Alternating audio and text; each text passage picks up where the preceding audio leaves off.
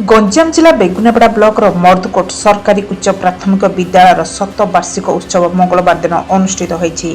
एथिरे शतवार्षिकी स्मारकी फलक एवं एही विद्यालयर आदर्श शिक्षक स्वर्गत रघुनाथ रथଙ୍କ प्रतिमूर्ति को उन्मोचन करथिले उद्घाटिका कविसर्जन नगर विधायक लतिका प्रधान। मुख्य अतिथि भाव ब्रह्मपुर विधायक विक्रम पंडा, एथिरे मुख्य वक्ता विजय कुमार विश्वाल, समाजसेवी महेश्वर बराड़, ब्लॉक अध्यक्ष रेणुगौड़, उपाध्यक्ष सुधाकर प्रधान, गोष्ठी शिक्षा अधिकारी रुद्रनारायण साहू, जिला परिषद सदस्य मधुमिता साहू, स्थानीय सरपंच संतोष कुमार विश्वाल, समिति सभ्य प्रतिनिधि लक्ष्मण स्वाई, एबीओ सोमनाथ सेठी, परिचालना कमिटर सभापति मनोरंजन स्वाई, प्रधान शिक्षक सीमांचल जेना जोगदै बेले सीमांचल सामल मंच परिचालन करथिले। अतिथि माने निज निज वक्तव्य कहले जे विगत दिनर शिक्षा व्यवस्था एवं आज शिक्षा व्यवस्था देशर भविष्य श्रेणीगृह आरंभ होता है। विद्यालय भल मनीष तैयारी करने माँ मैंने हेले पिलार प्रथम गुरु। जे जेते ज्ञानी से सेते समृद्ध। शेष में छात्र छात्री द्वारा सांस्कृतिक कार्यक्रम अनुष्ठित होता है। विजय नायक, मोबाइल टीवी।